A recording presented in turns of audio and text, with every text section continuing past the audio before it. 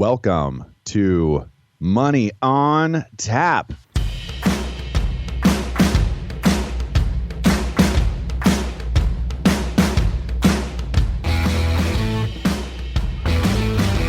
Money on Tap, your personal finance headquarters, where we bring out the professionals' experience and some fun in what we call three-dimensional investing, utilizing insurance, brokerage, and fee-based planning.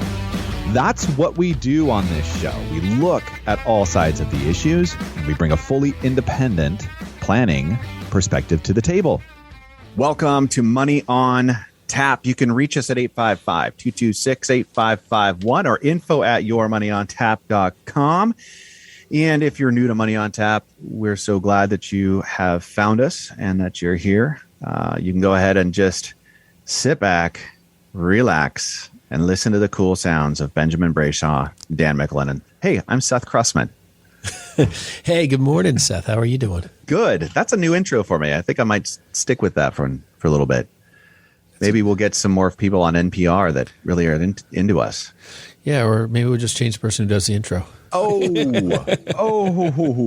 We're here for you today to talk about three-dimensional investing. That's what we do on Money on Tap. And Dan, Ben, and myself are all advisors, financial planners and advisors with Brayshaw Financial Group. That's what we do the rest of the week and the rest of the time. And today we get to have some fun with you as we talk about things that are important in our clients' perspective, in our clients' world, and then our world. And that happens to be something each and every one of you have experience with, maybe not as an investor necessarily, but you have experience with, and it is location, location, location, folks. Yes, that's right. We're going to be talking about real estate today. I love the topic of real estate. I think it's probably one of the things that drives most people into the investment world. I mean, I meet with people all the time, and they're, I was just met with somebody the other day, and they had amassed quite a portfolio of real estate. Naturally, over time, they bought a property. They moved out of that property, bought another one, couldn't sell the property, started renting it, found a decent renter, and it just matriculated, and they ended up having 10 or 12 properties, I believe it was. It's just a very interesting conversation about how somebody who really didn't have a lot of investment experience, but became a portfolio of significant wealth. And it was just I think real estate is one of the best entry levels that most people have the opportunity to get into, that don't just instantly say, I really want to invest in stocks and bonds. Like real estate makes sense to people. They understand renting. They've done it themselves. Right? I mean, we've all been there on some level. Yeah, it's an easy way to, well, I don't know if it's an easy way, but it's a way many of our clients amass the wealth that they have, or at least at the beginning. All of those initial investment accounts generally get opened with the proceeds from a sale. It's little factoid here for you. Little factoid. More millionaires are created through real estate than any other form of investing. Interesting. I believe it, though. Yeah, no. I mean, look at the markets these days.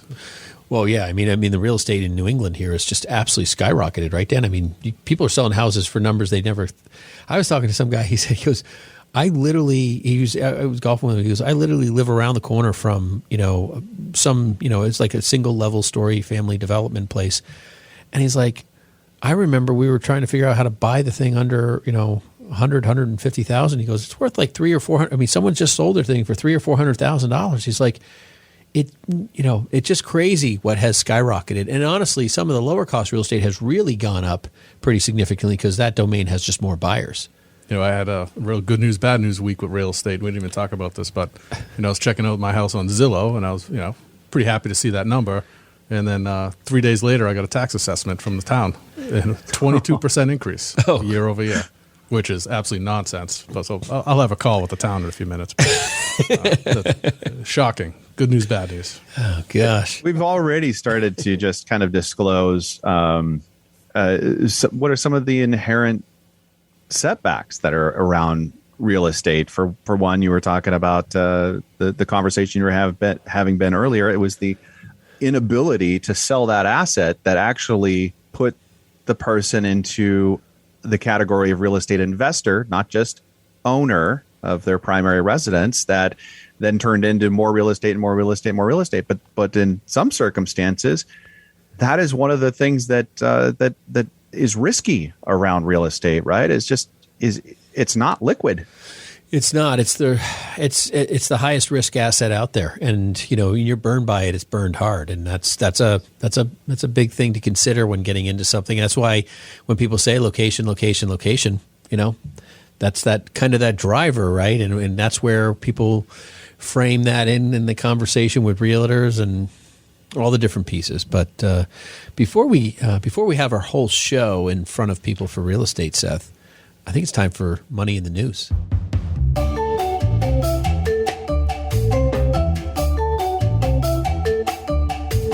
Well, folks, the Olympics are done, but that doesn't mean that the Olympic medalists are out of the woods yet, right? Because little did you know, many of those medalists actually are going to be taxed and have some pretty serious tax bills coming due. This is a great article you found. I was truly shocked by this. I had no idea that this was the case. Yeah, I mean, if you happen to be an Olympic medalist, I think you should give us a call because we just learned a whole bunch of stuff on taxation for Olympic medalists.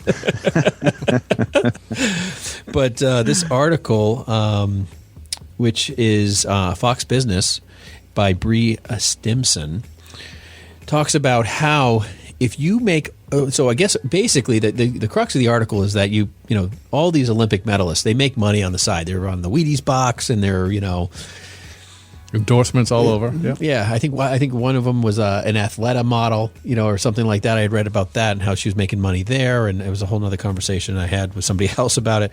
But it's like they make all this money, but if they make over $1 million, they start paying taxes at the highest tax bracket. So there's like $1 million exemption. So if you made $1 million, walk into the Olympics, you're going to pay taxes on that medal. Yeah, it was incredible. The example that was highlighted in the article was Katie Ledecky. I think, if we were watching swimming at all, we probably all saw her quite a bit, and obviously an accomplished athlete and tremendous winner on behalf of her country. And I even noticed during the Olympics, in between her races, they had a commercial for her, and I was like, oh boy, that's interesting. That here's the commercial, then she's racing, and it ends up being that she made $1 million in endorsements and advertisements and whatever else it was. But on top of that, she's going to get taxed on the value, not of the value of her medals, but every medalist gets a cash prize as well, which is another fact I had no idea was the case. I didn't know that either. Yeah, in fact, it's for a gold, $37,500, silver, $22,500, and $15,000 for bronze. So what the article reports is based upon her 10 Olympic medals since 2012, she's got a taxable liability of about $44,000. Yeah. Well, I don't think it was the 10. I think, just a correction there, I think it was just the medals that she won this round. Is that from just probably have already been taxed on since 2012 on anything else. I think the thing is the point is that she's paying a ton of money in taxes. And honestly, I think the fact that I believe we went back and forth. I think the gold medal is actually equated in that, but I could be wrong. I think that's part of the math because there's a value to that. Here's one of the things that you don't have to worry about is that the men's basketball, every single one of them already qualify to get taxed on their medal, so they're good. Well, the U.S. is just one of the few countries out there that will tax you on income made in a foreign country. A lot of other countries don't tax you. So that is a big downside, and I know that because I have family that live outside the United States, and they've had questions about that, and it's not a fun conversation for them, even though I didn't do anything. But yeah, just one of the side articles here, and I don't know if you guys saw this or heard this or not. I thought it was really neat, which was the U.S. wrestler, women's wrestler that won a gold medal. She was the first of several categories to win a gold in her sport, as well as other areas that she was setting this record. And she said that the winnings that she was bringing home, she wants to use that to buy her mom a food truck. And I thought that was awesome. I love hearing those stories. Well, food trucks are big out your way. They're not as big here, but I remember you taking me to that big food truck location in Portland. It was pretty cool. Oh yeah. Well, I want to impress you when you come into town, and might as well Take you to a food truck. Take you food truck. You haven't lived until you've had Portland food trucks. Seth's like, you got to go to this place. It's got food trucks of all sorts of things. I'm like, food truck's not a nice dining out experience, Seth. Not in New England, but maybe it's just too cold for it. I was buying that round. If it was you buying, of course, we probably would have gone somewhere else. All right. It's safe to assume the rioters leave those alone. That's where they break. Let's go to the food truck. I'm done. Yeah, I'm getting hungry. Yelling too much. Burning too much. It's hot here. What's next, guys? Are we? Oh goodness! Are we on tap for inflation or? Oh, I was going to do the 6 million. I mean, this is really interesting. I mean, cryptocurrency's all over the place. Everybody's talking about it and so forth. But the biggest news item here: CNN, good old CNN, Brian Fung. 600 million gone, the biggest crypto theft in history. And this is pretty amazing because in a world where, this cryptocurrency thing is a conversation everyone's having and talking about, it's not a person in, that I have talked to in our industry that hasn't had a conversation with some client or some person about it. But I think the vulnerability here is pretty sizable. I mean, this is not a bank robber walking into the, the corner bank in an old Western. I mean, these people are, they're sitting behind a computer screen. You can't see them. You can't find them. And, basically, this person basically hacked Poly Network.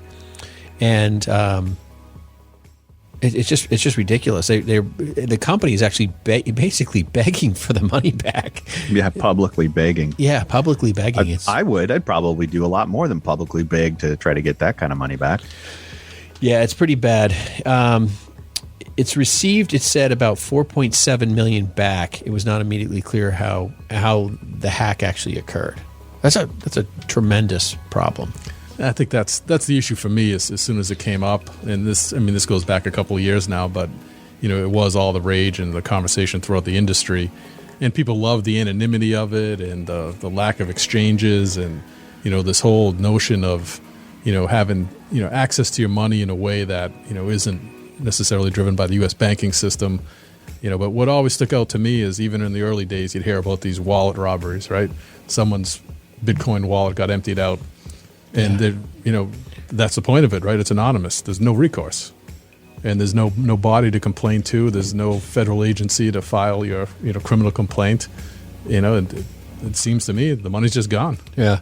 Well, then later on in that day, after they recovered 4.7 million, somebody just returned 261 million.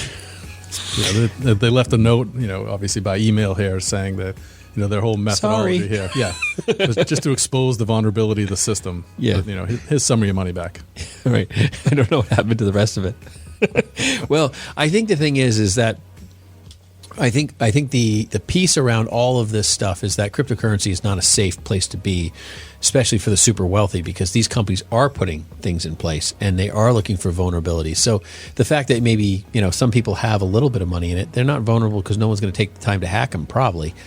But if you start putting all your wealth in there, there's a big issue behind the lines, and it's going to become more and more of a problem. But I think what's very interesting about this is that because of that whole world of there's the constant verification of people's transactions and everything else that is the blockchain, whatever mining scenario or whatever they're doing, there's that constant accounting thing that happens in this stuff. So the rediscovery of the other 300 million that's out there is going to be very easy. They said that there's a point in time where it'll be a vulnerable space because you can't just say, oh, I have 300 million. Well, where did that come from? So it's going to be interesting. There's going to have to be some laundering going on, but the movement of that cryptocurrency is all electronic. It's all tracked. So yeah, I'm curious how that goes down. I think one thing's sure is that, in some form or fashion, regulation is coming. It is. And I think, in fact, built into the infrastructure plan that's, supposedly getting passed here, upcoming, is some form of taxation on cryptocurrency. So it's, that's the first step. And it's a soon to be policed, soon to be regulated concept. Yeah, And our friend Elizabeth Warren certainly put in her 2 cents here, really wanting regulators to have increased scrutiny of crypto platforms, and certainly asking the SEC what they can do to step in and have oversight in these platforms. But then, then that gets away from the whole original idea, I think, where this cryptocurrency was not necessarily evading. I don't think that's the word, but they just were not under the scrutiny or the ability of control for, central monetary systems, right?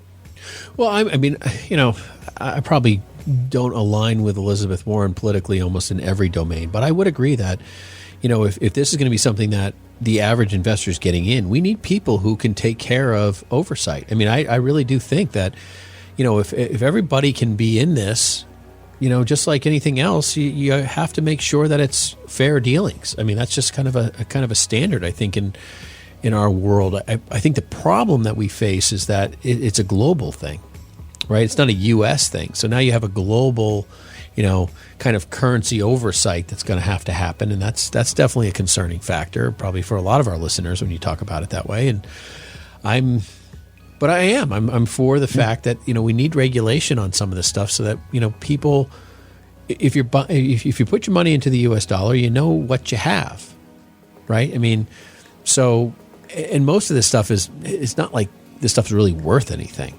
That's the scary part, right? It's just worth what everyone's willing to pay for it. So when that goes down, then you lose a lot of money, and there's no backing to this stuff. So it's a little crazy. It's a little weird, but I definitely think that we need to make sure that theft doesn't occur. And if there's taxation that needs to happen, I believe everyone needs to pay their fair share. What that fair share is, I probably disagree with on most, but whatever you just said after the point where you were a fan of Elizabeth Warren, it just kind of went in one ear and out the other. I'm still in shock right now. Yeah, I never thought I would actually align on any particular item, but I do think that regulation is relevant here. What that is, her and I probably disagree on, but it does need to exist. Folks, a third and final article here. Again, CNN bringing us the news by Tammy Luby, and this is how inflation wiped out America's pay raises. So if you're unfamiliar with inflation and that whole concept, then we actually have some shows about that you can go back and have a listen to in our podcast and pull that up and get yourself caught up. But the idea here, which is very, very unique, was that this inflation right now is far greater than a lot of these pay raises that are occurring as companies are trying to incentivize people to stick around or to come back to work. And that's something that we really are not accustomed to and haven't seen in our economy. Yeah, I don't know about you, but I am like really upset about the fact that I keep hearing how inflation is not relevant by our government. I mean, it's like a temporary, we've got this temporary scenario from, COVID happening, right? Transient's the word they love, transient. Yeah, I mean, it's just so ridiculous. I mean, there's not one person that's not going to the store saying, wow, I am paying so much more for food. I mean, we meet with people constantly who are like, our expenses are up astronomically. I mean, it's just, I was talking to a couple that are like, well, I know what I used to pay. I don't have really a handle on what we need, what we're paying now, because it's just so much higher. And that's the constant scenario. And I really just get frustrated because I think there's a really unfair recognition by our government to kind of just ignore. I mean, they say they want to take care of the middle class and the underprivileged and, whatever that story is. But the truth is the more you ignore people's pain and what's going on, the more you're just making people angry. Folks, that's going to do it for us at Money in the News. You're listening to Money on Tap. And when we come back, we're going to bring CCIM and Regional Director of the Northwest Region of KW Commercial online with us. And she's going to be talking to us about real estate investing. It's all about real estate and investing today here at Money on Tap. Location. You can reach us at 855-226-8551 or info@yourmoneyontap.com. Don't go anywhere. We'll be right back.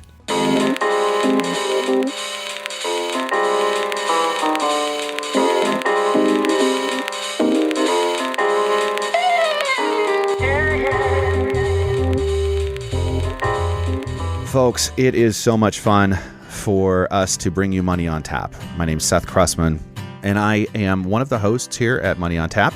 I'm also a financial planner. That's what we do. That's what Ben and I do. And the fun part is we get to have this radio show. We talk about important things that we think you need to listen to and be aware of to help raise the bar as far as your financial literacy. It's a big part of what we're trying to do here. The other thing that we're doing here as well, as financial planners, we are welcoming you to come and call us and to join us at Brayshaw Financial Group. Experience what complete wealth management looks like. Let's take a look at all sides of the issue, get a three-dimensional perspective, and put a plan around your next step. It's so critical. And so many people just leave this part out and then they find out later, oh, if I only would have known.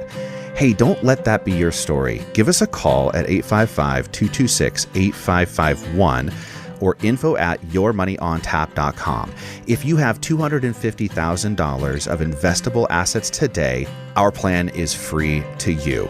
We think it's important for you to know the facts and have a playbook so you can have a successful retirement. Give us a call at 855-226-8551. Thanks for listening. Now back to Money on Tap with Ben and Seth.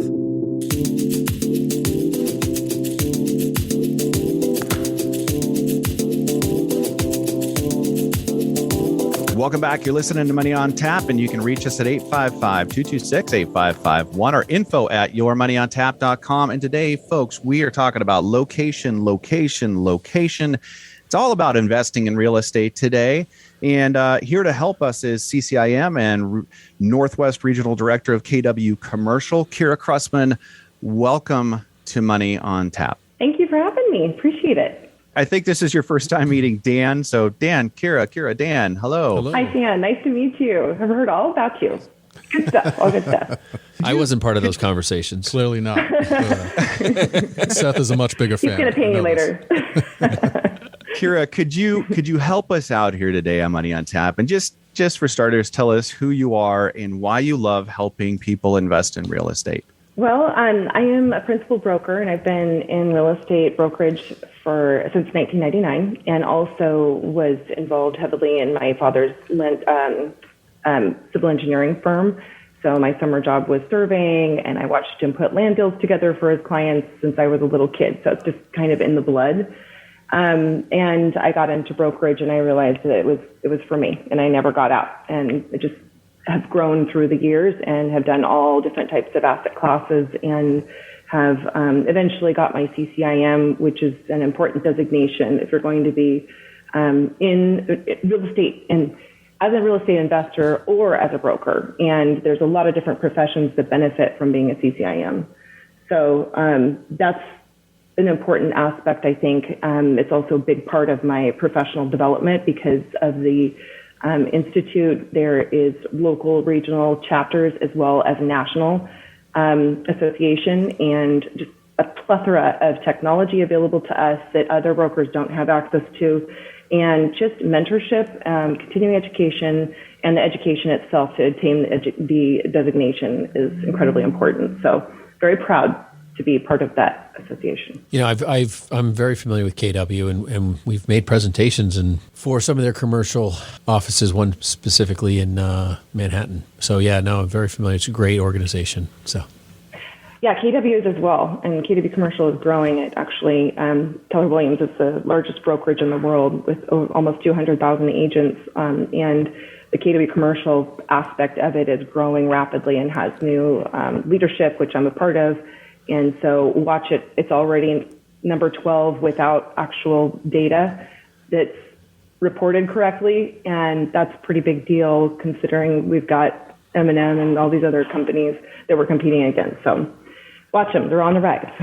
So how can someone start investing in commercial real estate? Well, there's a number of different ways that you can get involved. You can, if you've already gone the residential real estate route, it's pretty easy to transition into commercial real estate with several different techniques.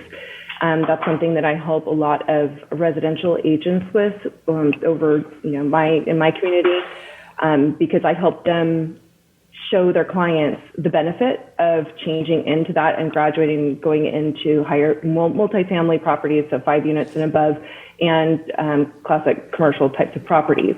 Show them the differences between leverage and non-leverage, and create a plan, kind of similar to what you guys do. We create a 10 to 20 year plan for them.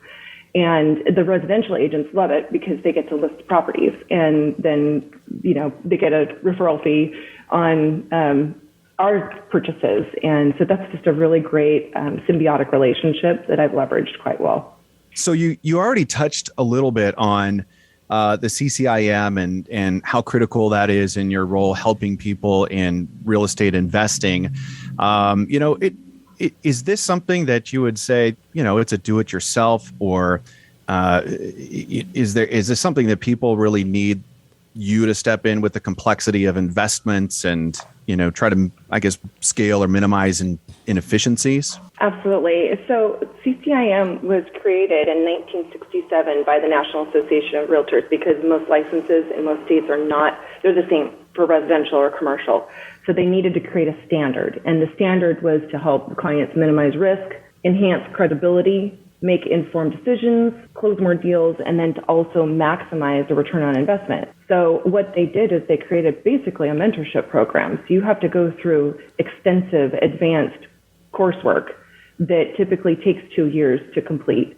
Then you have to submit a portfolio of qualified transactions, and it usually needs a mentor involved with that. So 2 to 4 years of full-time mentored, supervised, I should say guided types of transactions, submit that, and then you get the designation. Now you get to practice on your own. And it's kind of like obtaining a CFP or passing the bar or CPA. That is the credibility behind that. Is really, we learned a ton about how to get people the most for their money and how to be the best fiduciary that we can for them. And I didn't honestly know how to do that for them before I took this coursework. The really cool thing about it is having the camaraderie. We have deal shares, and we have monthly meetings, and we have small groups that we get together. If there's ever a question that I have and I'm stumped on a deal or, how to design a transaction for a client, there's so many people that I can go to. I have all these professors. I have all of these people across the country or locally that I know that some of them have been in the business 40, 50 years. And it's really important. It's like a support group on top of professional development. And I wouldn't know how to function anymore without it. So anyway, that was the really big plus about it, all the education that's provided and support. Is every commercial broker a CCIM? Yeah. And is there a difference there? Yeah. I don't know what the actual percentage is, but I'm guessing it's probably 1% or something. It's very small percentage. And it should be the standard, honestly, but it's a lot of work. Seems like real estate's kind of an inherent thing that everybody kind of understands. It's like I bought a house, I rented a house, I can do that, right? I figure out I can do that. But I mean, in terms of having, somebody else that they really trust or that they do they really need to work with a commercial broker? Well, I can't imagine how they could possibly come up with deals the way that we do. So we are the ones that are talking to the owners. We are talking to the other brokers all the time. We're the ones actually doing the transactions. So the actual data, you're not going to be able to get that anywhere else. There's things like CoStar that we subscribe to. There's a whole bunch of different ways that you can try to get data, but really it's up here. It's the conversations, and we know all the details about what's happening. And we trade deals all the time that are off market. In fact, a lot of commercial is off market. You can't just go on Redfin or Zillow. There's some of it's online, but a lot of it is outdated. So there's no restrictions for us about having to report within a certain amount of time. It's our listing. We want to keep it up. We keep it up. So, we just keep getting calls on it. So it's important for you to have these fiduciary relationships where there's trust built, there's a good rapport, where the broker trusts you, you trust them. If you have an exclusive representation with maybe a specialist in each asset class, or you just have a couple really great ones or one good one that you work with that you just know is going to do a great job for you. We're not limited to boundaries. We can do interstate, international transactions. So if you've got a good one that you trust, it's really, really important to have that relationship. Absolutely. You mentioned a little bit about people graduating kind of from the residential world into the commercial world, and for a lot of our listeners, they're probably much more experienced in the residential side of things. What's the profile, or what do you think is kind of the marker for somebody who might be ready to take that leap? Oh, I have some great case studies. One that it was a referral from a residential agent again, and just a great guy. He lived within his means. He and his wife would purchase residential properties. They would never take the money out from the cash flows. They would put it back in and pay down the principal. So now he's left with 6 or 7 properties that are mostly paid off. Well, he has no depreciation left on some of those. You've got a good amount for most of the time, but you can leverage so much more when you can get so much more cash flow when you're leveraging. And so we actually just sat down with him and showed him a plan about, okay, let's say we take these and then we reposition them and we put it into these investments over here. Here's levered and here's unlevered. Here's your cash flows and your tax benefits. And it's all just a line item. So at the end of the day, they can see their cash flows, and I say, you can either, pay cash for this one, or you can leverage a bigger one or several others, and his cash flow all of a sudden is exponential. And so it's, his eyes were like huge and told me, I can't believe that I didn't see this ever before. But they don't know how, they just don't know how. They don't have the tools. They don't have the technology. They haven't created the spreadsheets. They can't see these things the way that we can. And so I'm not saying, you should always leverage when you purchase. Sometimes it's really great to pay cash for things. Because you can get benefits from that. You sometimes can get better terms or a better purchase price.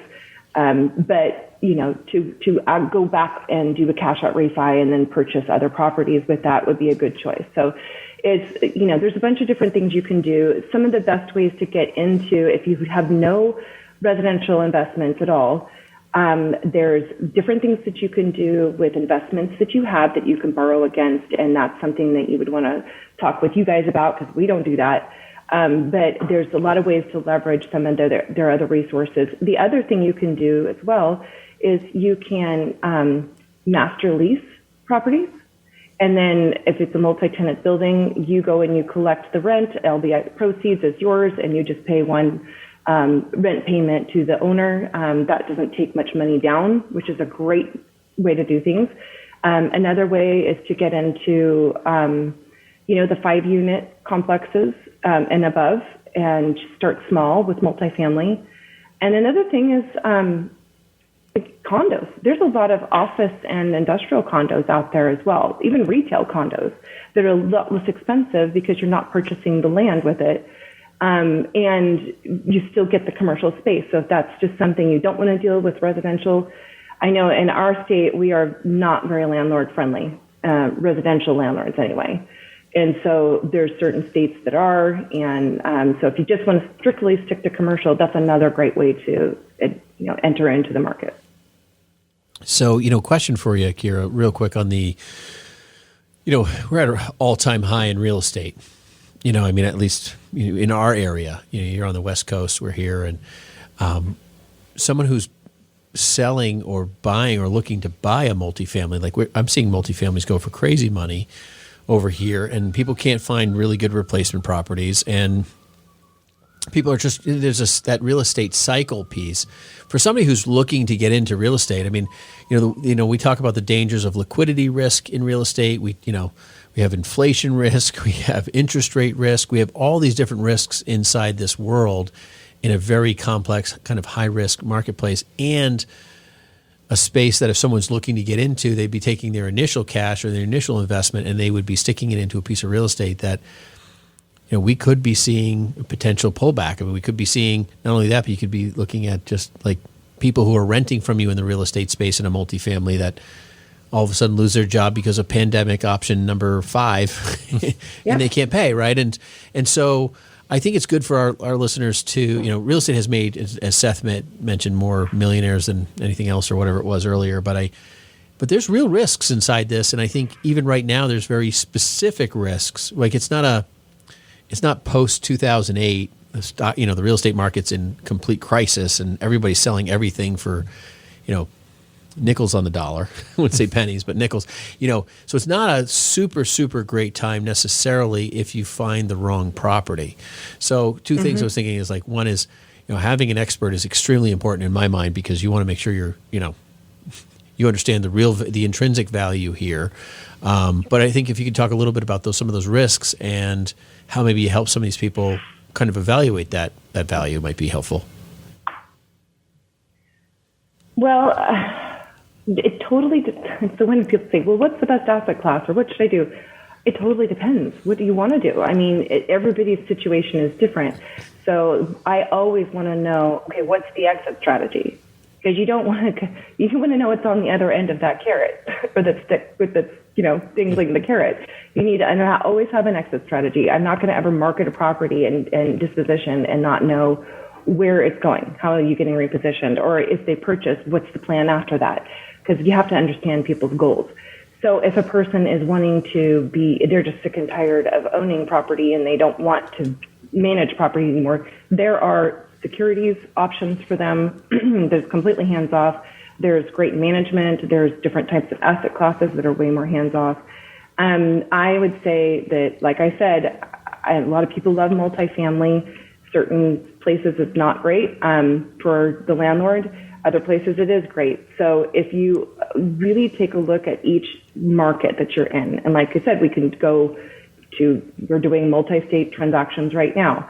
We have to partner with somebody who's got boots on the ground, knows the local market really well. We have access to data, but it's never going to replace the person that knows the local market. And it is local. So if there's something that's not working in New Hampshire where you are, and it's going to work for them in another state or another location in the world, then great, to have them, go to that location. But it's as far as liquidity and everything, oh my gosh, there's just it's just always going to have some level of risk. And the higher the cap rate, the higher the risk, right? So your returns are always, you have to take that risk in order to get the biggest returns. So if you're going to go with a more stable investment, you're going to have the lower cap rates. You might want to go with more institutional. You might want to do fractionalized ownership or securities ownership. And that might just make you feel a lot more comfortable because now it's going to be spread over several, or you're just going to have a more stable asset. And there's really no way, there's no so you'd say like end all be all. I guess kind of like be open-minded. If you want to be local, you might not be, it might be commercial, it might be residential, it might be a mixture of something and so forth. So yeah, and there's actually a lot of money in Airbnbs right now, vacation rentals. And so if you've got a good management company that can handle those and you own several, you have huge returns. So it just totally depends on what your goals are and what you can tolerate, really. And that's the biggest thing. I think you need a plan. You need to make sure that you do your research, your due diligence. You need to have people on your team. You've got to have your financial planners, your accountants, your attorneys. You've got to have your really great brokers, and maybe brokers, which I have relationships everywhere. So if I need to lean on people, there's people I trust all over the place, and that's what CCIM and KW Commercial do for me. Making sure that you understand things from the tenant's perspective as well. If you don't get what that tenant is and what your audience is and how things will affect them, then you're not going to understand your own investment either. So, and making sure you don't over leverage, super important. And that will mitigate some of the risk as well. So anyway. Folks, you are listening to Kirra Krussman here, CCIM and Director of the Northwest Region for KW Commercial. Thank you so much for joining us on Money on Tap and bringing your experience and everything that you did to the table for us. We really appreciate the time that you've been able to spend with us today. Appreciate you having me on again. Always a pleasure. Thanks, Kirra. It was great seeing you. Great to have you. Appreciate it. Me too.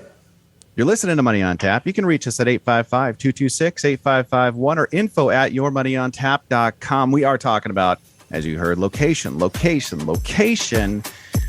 be right back with more real estate investing. Listen to Money on Tap. Don't go anywhere.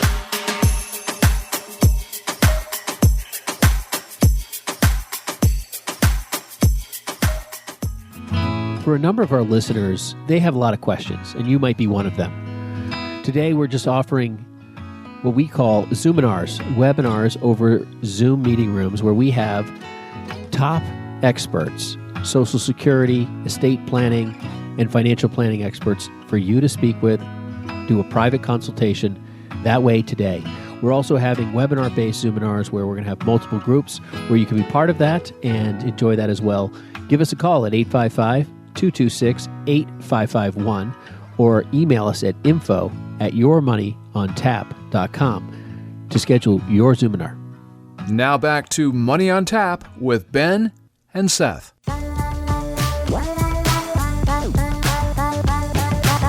Welcome back. You're listening to Money on Tap. You can reach us at 855-226-8551 or info@yourmoneyontap.com. And today, folks, we have been talking about location.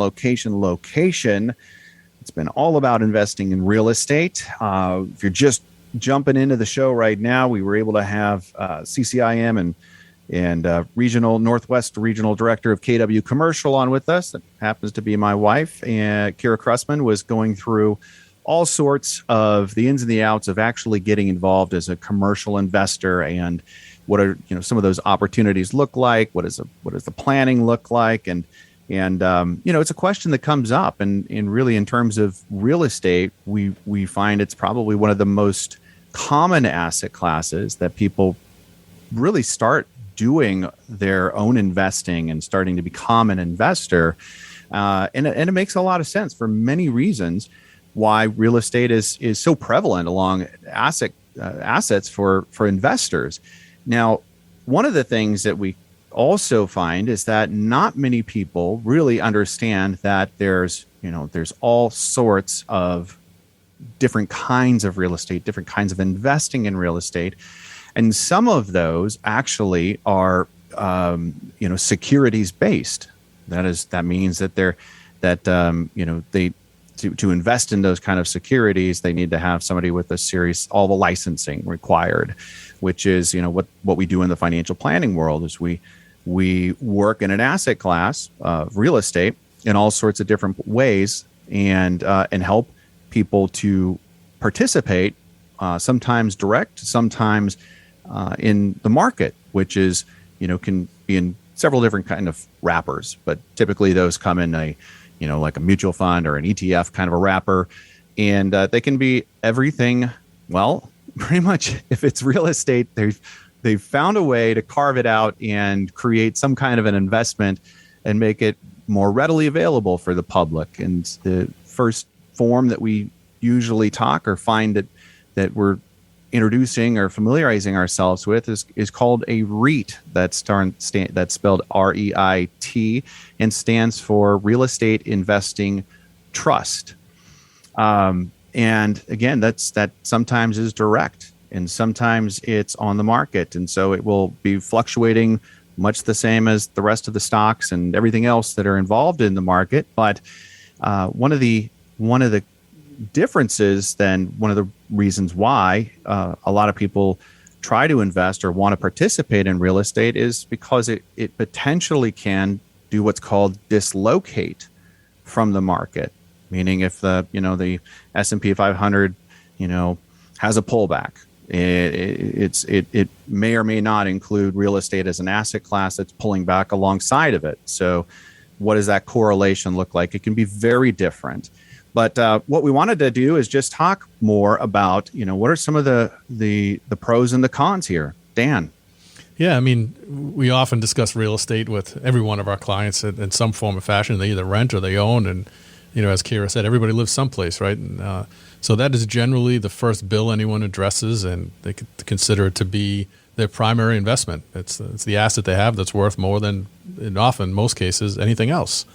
So realizing that and people seeing the markets grow as they have, they're often wondering, well, I know a little bit about real estate. How do I use that to my advantage? Or what are other ways to invest in real estate? And they come to us frustrated because they've been chasing down listings for a second home or an investment property. And literally, if you're not on site with a check in hand, ready to pay 20% over ask, like you are not going to get in there. And most of these people, like most of us, aren't walking around with $500,000 checks ready to go just because a house popped up on the market and so they know it's going to be gone in 10 minutes. So REITs, as Seth mentioned, is a way to do it where almost all of us can get in and invest in that and find a way to participate in the market in a way that has some significant pros and cons. I mean, first off, from just an investment perspective, Seth, you mentioned it's a non-correlated asset, right? So it's going to move not necessarily in tune with what the rest of the market's doing, right? So the market could be down and real estate could be up, or they could move together. But it's a way just to spread out a little bit of risk in your investment.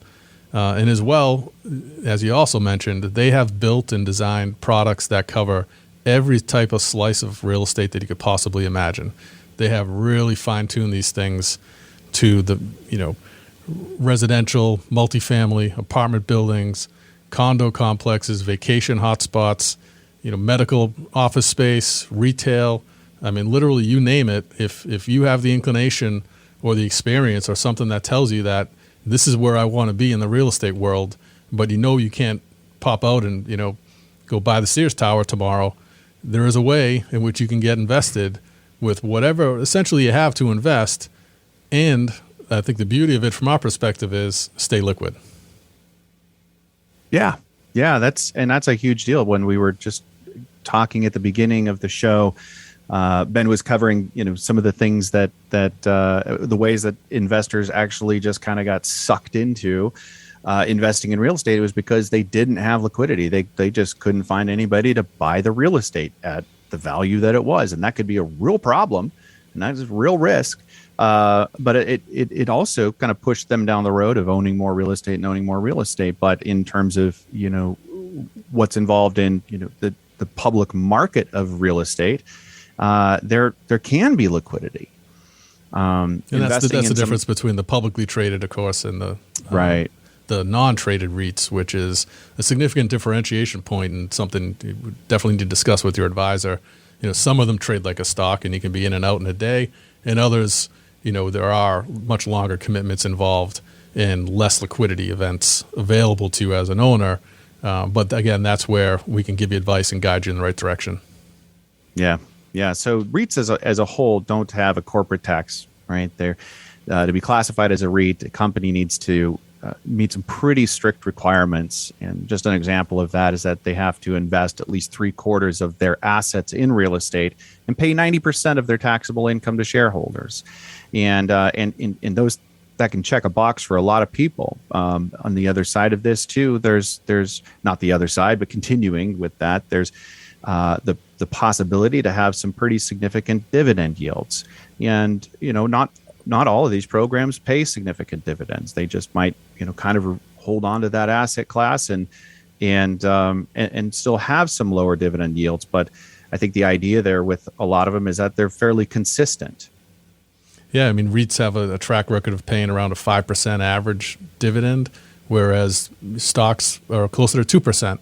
Now, there's many other risks to factor in, but one of the things that we've done in the portfolios we work with is look for alternative opportunities to create income, right? We've talked a lot of times on the show about what's going on in the bond world and how interest rates have kind of dwindled.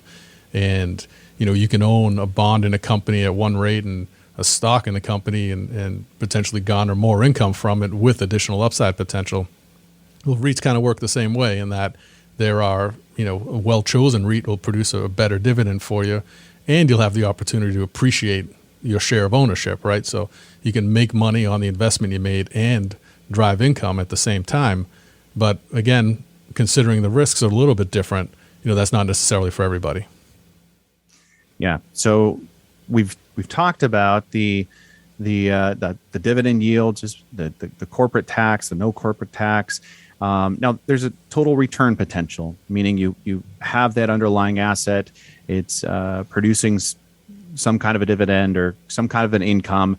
Well, there is the combination of those potentially working in your benefit to give you a total return, which can be pretty nice in comparison to possibly some other holdings that just were purely for the purpose of creating that income or that dividend for your portfolio.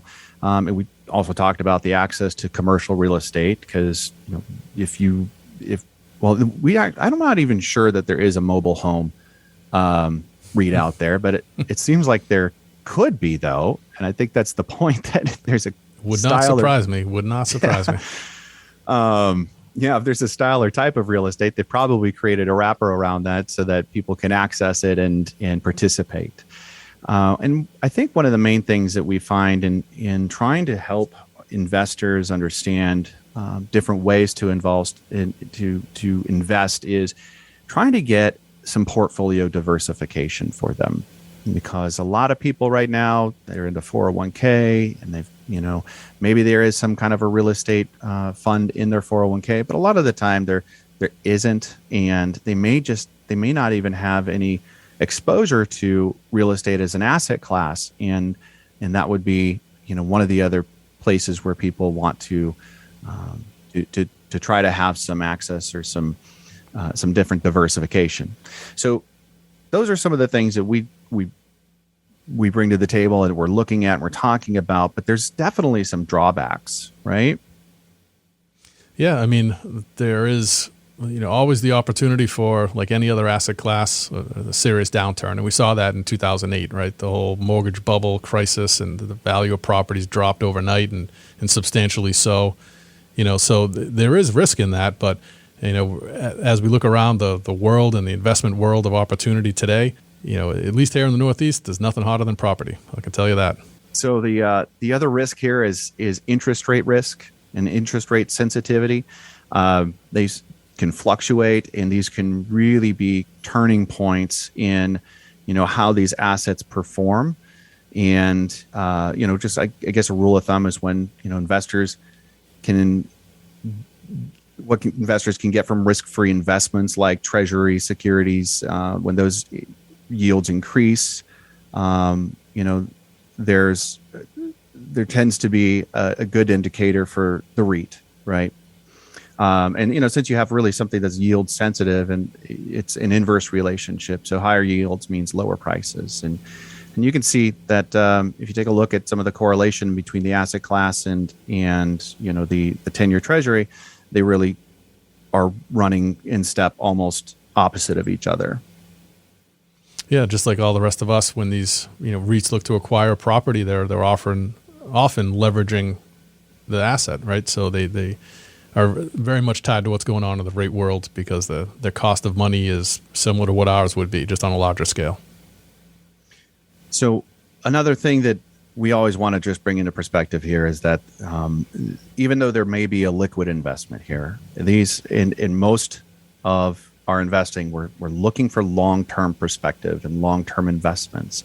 And the longer that we can kind of pull or draw that plan out, the more that you're going to have the opportunity of success. So these can go up, and they can also go down. But having a long-term perspective can help kind of hedge some of that risk involved with some of these. But we haven't talked about property-specific risk necessarily, but there is that as well. So we saw it in the last pullback of COVID. Well, guess what? Hotels really did not fare well, as an asset class. And even though people will say, well, that's real estate, and maybe as a whole real estate, didn't do too bad, but that specific kind of real estate was pretty sensitive. And it's also an asset class in terms of the real estate itself that's pretty sensitive in many other ways too. You've been listening to Money on Tap. You can reach us at 855-226-8551 or info@yourmoneyontap.com. We've enjoyed the show today. We've been grateful for you for joining us. We thank you for calling us and giving us an opportunity to speak into your life and be trusted advisors with you. That's something we hold really sacred, and we want to appreciate you for that. So thank you so much. And we just also want to appreciate you for allowing us to be who we are and have fun with what we do on a daily basis, which is financial planning. You can also find us at Facebook. We're at /3D Investing. We're also on Twitter at BFG_LLC. And as always, you can also find us at yourmoneyontap.com. Thanks for listening. Thanks for liking our podcast. We appreciate you, and we can't wait to make it a great day and a great life with you here at Money on Tap. The views expressed are not necessarily the opinion of this radio station and should not be construed directly or indirectly as an offer to buy or sell any securities mentioned herein. Investing is subject to risks, including loss of principal invested. No strategy, product, material, or tool mentioned can assure a profit or protect against loss. Please note that individual situations can vary. Therefore, the information, products, materials, or tools mentioned should be relied upon when coordinated with individual professional advice. Past performance is not a guarantee of future results. This show may be subsidized in whole or in part by a product sponsor or issuer. Securities and advisory services offered through SagePoint Financial Incorporated, member FINRA SIPC, and a registered investment advisor. All other services offered through Brayshaw Financial Group LLC are independent of SagePoint Financial. SagePoint Financial and Brayshaw Financial Group do not provide tax or legal advice. Main office is located at 116 South River Road, Bedford, New Hampshire, 03110, and can be reached at toll-free 855-226-8551.